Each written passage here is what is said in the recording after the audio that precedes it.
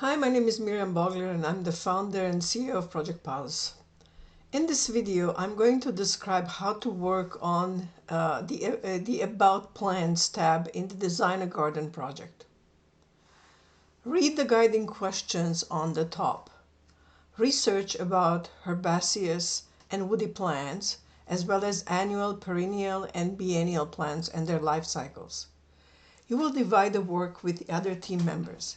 Depending how many team members are part of this project, each team member will work on at least one text box or more. If you are the only participant in the project, you have to do them all.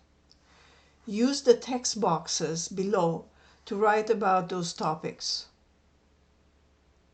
Replace the images on the workspace with your relevant images.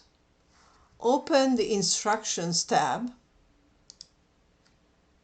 to learn how to use the text, media, and questions tool by clicking on their links. Thanks, and I hope that this was helpful.